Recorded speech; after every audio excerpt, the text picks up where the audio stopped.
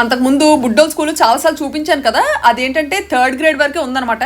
ఈ ఇయర్తో బుడ్డమ్మకి 3rd grade అయిపోయింది. అందుకోసమని ఇప్పుడు వేరే స్కూల్కి తీసుకెళ్తున్నాము. అక్కడ ఎంట్రన్స్ ఎగ్జామ్ ఉంది ఈరోజు. మన బుడ్డమ్మ మాత్రం గట్టిగా ప్రిపేర్ అయిందనమాట. బుడ్డోడు పర్లేదు, అలా పైపైన. మొన్న హాలిడేస్ 2.5 నెలలు చక్కగా హోమ్ ట్యూషన్స్ పెట్టించాం అనమాట ఇండియాలో. మన పొట్టమ్మ మాత్రం అప్డేటెడ్గా ఉంటుంది, మన బుడ్డోడు మాత్రం అంత చెప్పిన మాట విండు కాబట్టి. అందులోకి ఇంకా చిన్నోడు కదా, మేము అంత ఫోర్స్ చేయమన్నమాట. ట్యాక్సీ ఆగడం లేటు, గబగబ ఎక్కిసాడు. పక్కూరు పట్టయ్య తీసుకెళ్తున్నాం అనుకుంటున్నాడే ఏటో. మనోడు హుషారు చూస్తుంటే 10కి 10 మార్కులు కొట్టేసేలా ఉన్నాడు ప్రిన్సిపల్ సార్ దగ్గర. ఆ ఫేస్లో కళ్ళు తప్ప ఏం కనబడడం లేదు. ఈయన మామూలుగా ఇంపార్టెంట్ మీటింగ్ ఉండి రాలేకపోతున్నారు అనమాట, ఇంకా ఆఫీస్ పని మీద ఉన్నారు. సో అందుకే నేను వీళ్ళిద్దరిని తీసుకెళ్లాల్సి వస్తుంది. యూజువల్గా అయితే మేము ఇద్దరం కలిసి తీసుకెళ్లే వాళ్ళం పిల్లల్ని కూడా. ఏటో పునికేసుకుంటున్నాడు. వాళ్ళ డాడీ రాకపోవడం ఇటు రెచ్చిపోతున్నాడు అనమాట మన పుట్టోడు. ఈ ఏకంగా ఈ పర్సులో బోల్డ్ అండ్ చాక్లెట్లు కుక్కుకొని మరి తెచ్చాడు అనమాట. వాళ్ళ అక్క హ్యాండ్ బ్యాగ్. ఎన్ని పెట్టావు నాన్న మొత్తం? 15. ఓహో, తెలుగు నెంబర్లు కూడా వచ్చాయి నీకు. ఏది మళ్ళీ చెప్పు, తెలుగులో నెంబర్స్ చెప్పు. 1 2 3 4 5 5 వరకు తెలుసా? మరి 15 ఎలా చెప్పావురా? మన వాళ్ళకి తెలుగు స్పెషల్ క్లాసులు పెట్టించాం మధ్య. మనం ఏమాత్రం అశ్రద్ధ చేసామో ఇంక పిల్లలు తెలుగు మర్చిపోతారు. మనోడు కష్టపడి ఏవో నెంబర్స్ నేర్చుకున్నాడు కొన్ని. పుట్టమ్మ అయితే తెలుగు అక్షరాలన్నీ నేర్చుకుంది మంచిగా. అది మైండ్ లో ఉండిపోతుంది ఈజీ కాబట్టి. అలాగా నాకు తెలుసు. వీళ్ళు పాత స్కూల్ ఎంత దూరం ఉండేది కాదనమాట, 1/2 గంట 20 నిమిషాలు ఉండేది. బట్ ఈ స్కూల్ మాత్రం చాలా దూరం, ఎయిర్పోర్ట్ దగ్గరలో అనమాట ఈ స్కూల్. ఏకంగా ఒక 40 నిమిషాలని పడుతుంది ఈజీగా, ఒక పక్క 30 నిమిషాలు 40 నిమిషాలు. స్కూల్ ఏకంగా ఎంత దూరం అని చెప్పి ఎంట్రన్స్ టెస్ట్ ఆన్లైన్లో అవుద్దేమో అని అడిగాం అనమాట. లేదు, ఖచ్చితంగా స్కూల్కే రావాలని చెప్పారు. ఇది మా బుడ్డోళ్ళకి 2nd స్కూల్ అనమాట.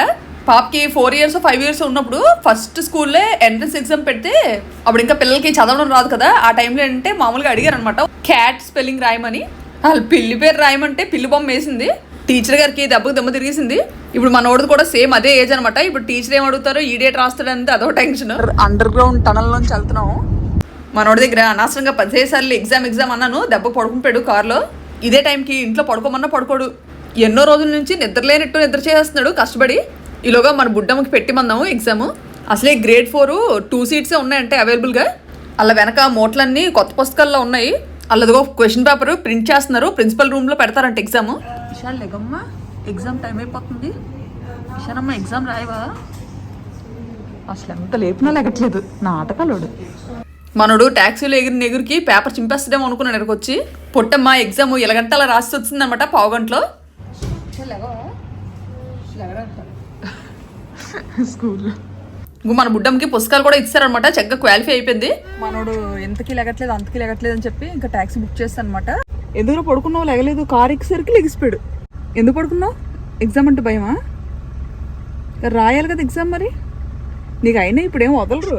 ఇవి మళ్ళీ ఎగ్జామ్ పెడతారనమాట, పెట్టే తీసుకుంటారు. ఇషితాకైతే అయిపోయింది ఎగ్జామ్. ఇగో ఇంటికి వచ్చేసరికి లేట్ అయిపోయింది. ఇంకే వంట చేయలేదనమాట. పిజ్జాలు ఆర్డర్ చేస్తాము. ఇంకా అందరికీ ఈ రోజుకి ఇదే లంచ్. ఇటు పౌడర్ అంతా జల్లిసినట్టున్నాడు. ఈరోజు గాబరి చేత్తో ఆపాలి, లేకపోతే ఆపరు. అల్లదిగో అప్సరస ఇప్పుడు వచ్చింది బస్సు. మనం కానీ కనిపించకపోతే పారిపోద్ది అనమాట. చెడ్డిదాల్లో తయారీ వస్తుంది. ఈ కండక్టర్ గారు ఎంత స్టైల్గా ఉన్నారో. నేను మాత్రం 650 క్యాప్ పెట్టాను. ఎంత పెద్ద నోట్ ఇవ్వండి, చిల్లర లేదనుకోండి ఇచ్చేస్తారనమాట. ఫస్ట్ బండి మీద వెళ్ళిపోదాం అన్నాడు అనమాట. బండి పని చేయట్లేదు, పొట్టి బండి. ఎన్ని బస్సులు మారాలంటున్నాడు. ఒక బస్సు డైరెక్ట్ మార్కెట్కి వెళ్ళిపోవచ్చు అని చెప్తున్నాను. వచ్చింది మార్కెట్, దిగిపోతున్నాము. అటు దిగిపోయావా? ఇంకో పక్కనే చైనా వాళ్ళ గుడి ఉంది. ఇది మనకి ధ్వజస్తంభం ఎలాగో ఇది వాళ్ళ స్తంభం అనమాట. స్తంభం ఏంటో డ్రాగన్లో. ఈ మార్కెటే లాస్ట్ స్టాప్. బస్సులన్నీ వచ్చి లైన్గా ఎక్కడ అయిపోతాయి అనమాట. మరి ఇక్కడ నుంచి దాటి వెళ్ళవేటు. అప్పుడే టుక్టుక్కులకి ఎక్కించేస్తున్నారు సరుకంతా.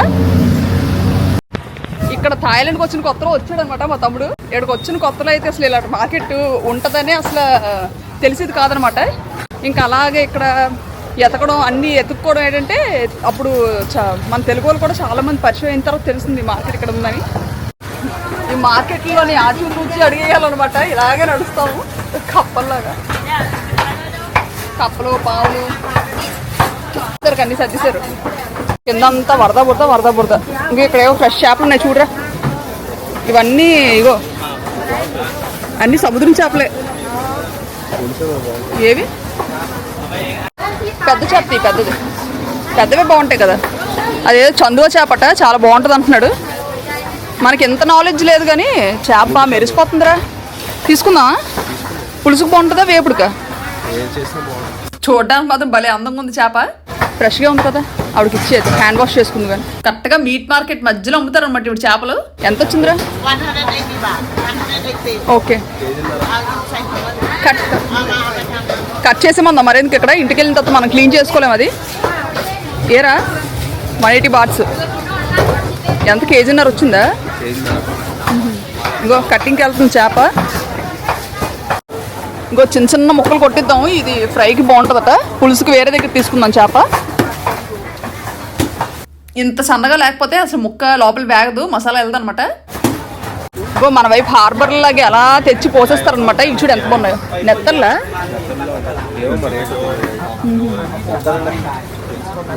తాయి పిల్లలు, చిన్న పిల్లలు, కాలేజ్ పిల్లలు కూడా షాపుల్లోనే ఉంటారు. అలాదిగో అక్కడ మన ముక్కలు రెడీ అయిపోయి ప్యాక్ చేస్తున్నారు అనమాట. తీసుకుందాం. తలతల మెరిసిపోతుంది.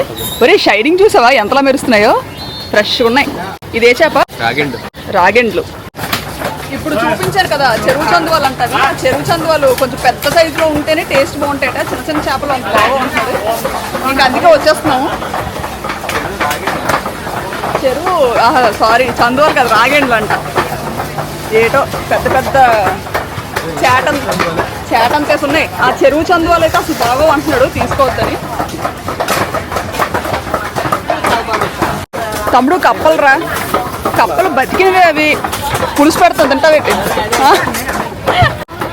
ఇవి ఇక్కడ అన్ని ఆకుకూరలు ఉన్నాయి. కొత్తిమీరలు తీసుకుందాము. ఈ నాన్ వెజ్కి కొత్తిమీర లేకపోతే అసలు తినలేము అనమాట. ఇంకా మునగాకు ఉంది, పప్పులో చాలా బాగుంటుంది. ఫ్రెష్ పుదీనా. ఇవి కట్ట 10 అనమాట, 2 కట్టలు ఇవి. ఇక్కడ ఆకుకూరలు కాయగూరలు అన్ని చవక అనమాట. దీని పేరు క్లాంగ్తాయ్ మార్కెట్. How much?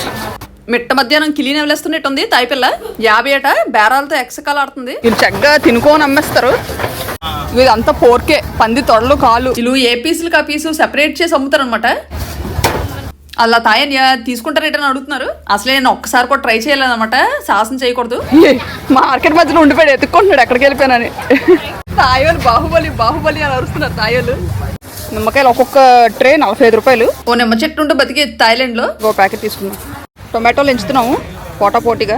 ఇప్పుడు మన ఇండియాలో రేట్ ఎంత ఉన్నాయో టమాటోలు, కానీ ఇక్కడ మాత్రం చాలా చౌకగా ఉన్నాయి. కొన్ని కాయలు కూడా ఏమని పర్లేదు. అన్ని పళ్ళు లాంటి వేసామంటే వేరం పాడైపోతాయి. కేజీ 25 రూపాయలు. ఉల్లిపాయలు ఒక 2 కేజీలు తీసుకుందాము. 35 బాతులు అంటే దగ్గర 75 రూపాయలు 80 రూపాయలు పడుతున్నాయి. మనకు అసలే ఉల్లిపాయల వాడకం ఎక్కువ ఉంటుంది అనమాట. ఓ 3 కేజీలు పట్టుకెళ్ళిపోయి అనుకోండి, మరి తిరిగి చూడక్కర్లేదు. షాప్కి వచ్చినప్పుడల్లా కళ్ళు మండిపోతాయి. అక్కడ లోకల్ షాపుల్లో అయితే వాచిపోద్ది అనమాట. ఇంకా అందుకే ఇక్కడ నుంచి పట్టుకెళ్ళడం బెటర్. వస్తున్నారు, ఎక్కువ అయినట్టుంది. 3 కేజీ చేతిలో పై చూడండి ఎంత ఉంది ఏకంగా. ఎలాగో వచ్చాం కదా, మరెందుకు 3 కేజీలు పట్టుకెళ్ళిపోతాం. చిన్న ఉల్లిపాయలు ఒలుచుకోవడం అంటే చాలా చిరాకు. కొంచెం పెద్ద వేయించాను అందుకే. మా అత్తగారు అయితే పట్టులతో కొనివారు. తాజాగా ఉన్నాయి పచ్చిమిరకాయలు తీసుకుందాం. ఒక 1/2 కేజీ 1/2 కేజీ. ఆ పిల్లదే కాలే ఈ షాపు. తాజా మామిడి పళ్ళు ఇవో 2 కేజీలు తీసుకుందాం. తమ్ముడు కృష్ణుడు పిల్లక. ఈ మామిడి పళ్ళు మాత్రం గొప్ప స్వీట్గా ఉంటాయి. మన వాళ్ళు చాలా ఇష్టం తింటారు. అసలు ఏటో వెరైటీ తయారవుతారు ఇక్కడ వాళ్ళు. తమ్ముడు కృష్ణుడు పిల్లక, మెడమే టాటూ. మనీ ఎప్పుడే వాళ్ళు ట్రై చేయలేదేరా? ట్రై చేయొచ్చు కదా. నేనైనా ఒకసారి కృష్ణుడి పిల్లకరా, బాగుంటుంది చక్కగా. అలసిపోయాం బాగా. కొబ్బరికాయలు కొట్టించుకుంటున్నాము తాయక్తోని. ట్యాంక్ తెగట్లేదు, కష్టపడుతున్నారు. మరీ చెప్పాము వాటర్ ఉండాలని. వీటిది ముదిరిపోయినట్టుంది బాగా. ఇందులో కొబ్బరి తప్ప నీళ్ళు ఉండదేటో. అసలు ఒకటి 95 రూపాయలు 100 రూపాయలు పర్లేదు, ఏదో ఆ మాత్రం ఉన్నట్టున్నాయి. ఈ కొబ్బరి బొండాలు రేట్ చూడండి ఎలా పెట్టారో. సీసాలో పుల్ల పెట్టేసి మరి తగిలించారు. మా తమ్ముడు మార్కెట్కి వెళ్దాం అన్నాడు. దెబ్బకు సరదా తీరిపోయింది. ఇక్కడ ఎండలు చూసి భయపడిపోతున్నాడు. టేస్ట్ డిఫరెంట్గా అనిపిస్తుందా? చాలా స్వీట్గా ఉంటాయి. Thank you. దెబ్బకి కందిపోయాయి అనమాట. పొంగడాల్లో అయిపోయి మొక్కలు బాగా వేయించిన పొంగడాల్లాగా. మా అమ్మగారు లాస్ట్ టైం వచ్చినప్పుడు అయితే ఈ కొబ్బరి బొండాలతోనే బతికారనమాట. బయటకు వచ్చినప్పుడల్లా. అందులోకి లాస్ట్ టైం కార్తీక మాసంలో వచ్చారు కదా, నాన్ వెజ్ ఒకటి తినరు. చాలా ఇబ్బంది పడిపోయారు. ఈ కొబ్బరి బొండాలు లేకపోతే ఏటైపోతారా అనుకున్నారనమాట. కొబ్బరి బొండాలు ఫ్రూట్స్ తప్ప ఇంకేం తీసుకునేవారు కాదు. నేను కలిసిపోయి కూల్ డ్రింక్ల కన్నా కొబ్బరి బొండాలు చాలా బెస్ట్. ఇంకో తిరిగి మన అన్ని షాప్కి వచ్చాం అనమాట. ఇక్కడ లైవ్ ఫిష్లు ఉంటాయి, లైవ్. ఈ అన్నికి నేను వచ్చానంటే ఎంత భయం. రూబీ దెబ్బకు పడేశారు సంచిలో చేపలు.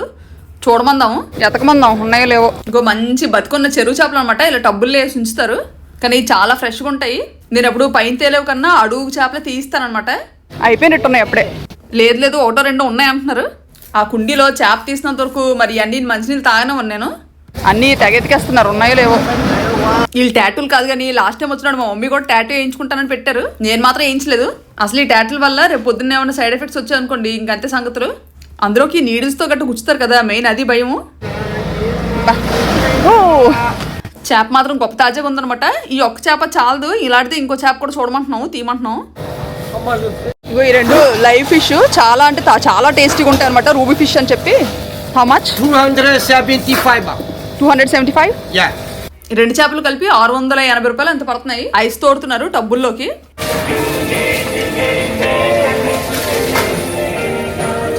చేపకి ఫుల్గా స్నానం చేయించేసి ఇంకా నీట్ కట్ చేస్తారు. లాటరీ టికెట్లు. జస్ట్ ఇప్పుడే మార్కెట్ నుండి బస్ దిగాము.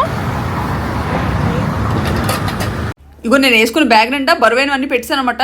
ఈ ఉల్లిపాయలు అవన్నీ. మా తమ్ముడి 2 చేతులు ఖాళీ లేవు కవర్లు. బెంజకారు వెళ్ళిపోతుంది.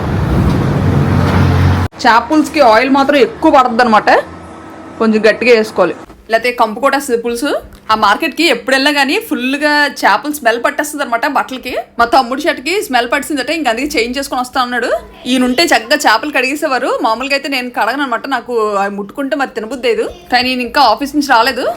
ఇది ఉల్లిపాయలు, అల్లం, వెల్లుల్లి పేస్ట్ అనమాట. ఇలాగ అంతా గ్రైండ్ చేసుకున్నాను. మెయిన్ ఏంటంటే 2 రెసిపీస్ చేస్తాను దీంట్లో. పులుసు, ఇదేమో ఫ్రై. రెండింటికి ఇది సరిపోద్ది మసాలా. ఇంకో మా తమ్ముడు దిగాడు రంగంలోకి. మా నాన్నమ్మ అయితే చాపరాయికి పామేవారు. ఇప్పుడు ఆ చాపరాయిలు కూడా లేవు. ఇంకో మనమైతే ఉల్లితో పాటే కరివేపాకు, పచ్చిమిరపకాయలు అన్నీ వేసిస్తాం అనమాట. అన్నీ కలిసి ఎగుతాయి కామ్గా. ఫిష్ ఏదో ఇది రాగిండి చేప, తాజా ఉన్నాయి ముక్కలు. మా తమ్ముడితో చేప కడిగిస్తున్నట్టు మా అమ్మగారు వీడియోలో చూడాలట. ఇంక తిట్లు నాకు. డాడీ కూడా ఇలాగే నీట్గా క్లీన్ చేసి చాలా బాగా వండారు. మా మరదలు గారు కష్టపడుతున్నారు, పులుసు పెడుతున్నారు అనమాట. అయిపోయింది శృతి మసాలా ఏటమ్మా? నిజంగా నువ్వు చేసేస్తావు అనుకుంటారా పనులు? చూడండి ఎంత బాగా కడుగుతున్నాడు నీట్గా. నేను కానీ చేప ముట్టుకున్నానా పచ్చి చేప నాకు తినబుద్ది అయ్యదు. ఇంక అందుకే మా తమ్ముడికి అప్ చెప్తాను. కారం వేయలేదు శృతి, అయినా కొంచెం కారం. పులుసులోకి కారం లేకపోతే అస్సలు బాగోదు. కొంచెం కారం దంచుకూడదాం. వంటలు మాత్రం చాలా బాగా చేస్తున్నారు శృతి, నాకు బాగా నచ్చింది అసలు.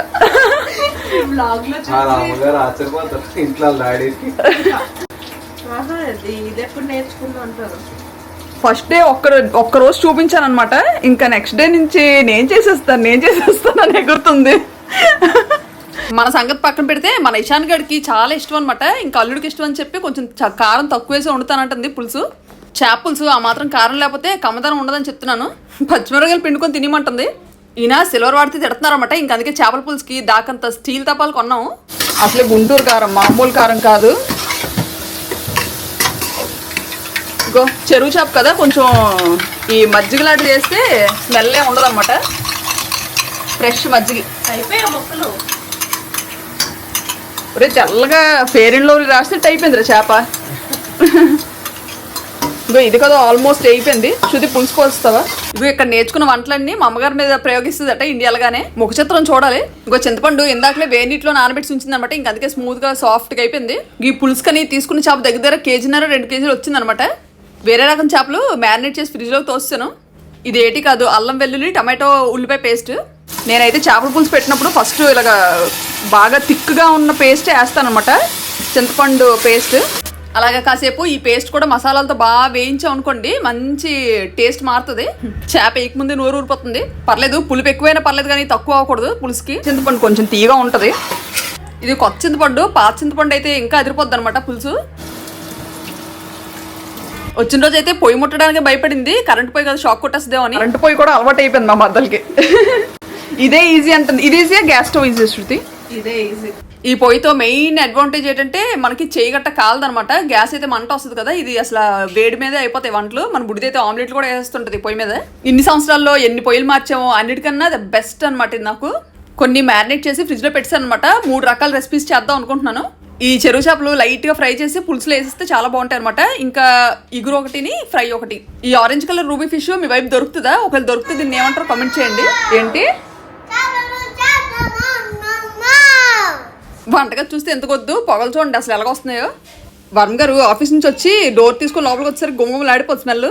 ఇంకో ఫస్ట్ మన బుడ్డోడికి పెట్టాను, మనోడు తినడం తక్కువ ఆరాటం ఎక్కువ. ఇంత పిసర ముక్క గంట సేపు తింటాడు అనమాట. ఇంకా మనోడు ఎంతమందికి చెప్తాడో అలా అత్త చేసిన చేపల పులుసు గురించి.